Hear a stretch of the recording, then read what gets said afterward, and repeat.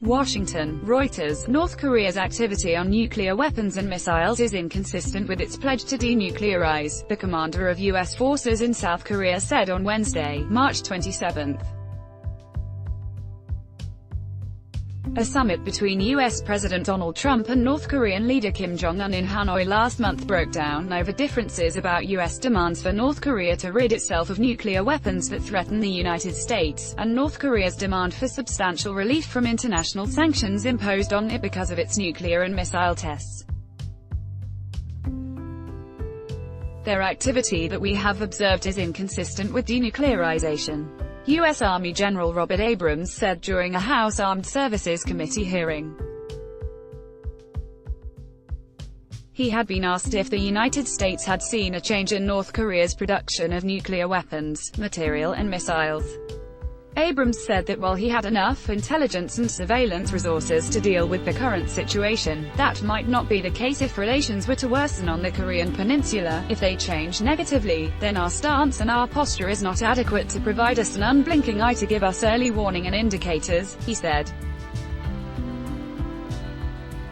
In a separate hearing on Wednesday, Secretary of State Mike Pompeo acknowledged that North Korea had not yet taken the kind of big step toward complete denuclearization the administration had hoped for as it began direct talks with Kim. "I'm hopeful that we can engage and negotiate with them," he said. There has been no sign of direct contact between Washington and Pyongyang since the collapse of the summit, although Trump has stressed his good personal relationship with Kim. Speaking alongside Abrams, Randall Shriver, the Pentagon's top Asia policy official, said, "Our door is still open for diplomacy, but to date we have not seen movement on denuclearization."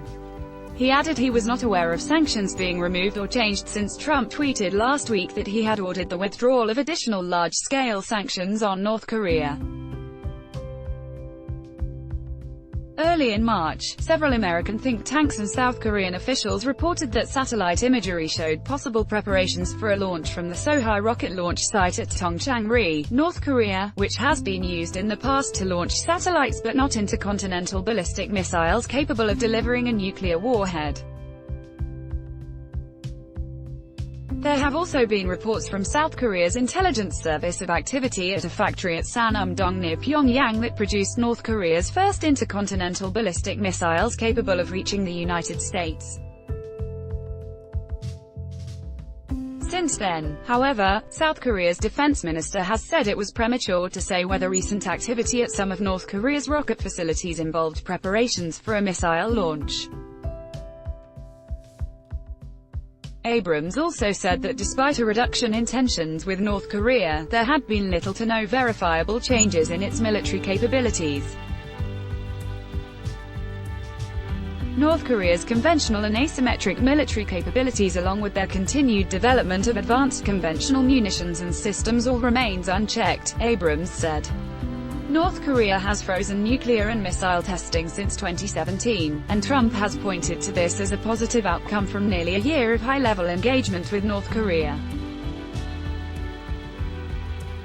Commander of U.S. forces in Asia, Admiral Philip Davidson, also said that China had not been helpful in imposing sanctions on North Korea in the maritime arena. They are offering zero assistance. They are certainly not monitoring their own territorial seas very well. Davidson said. UN sanctions monitors reported to the Security Council in February that there had been a massive increase in illegal ship-to-ship transfers of petroleum products and coal by North Korea that had rendered the latest sanctions ineffective.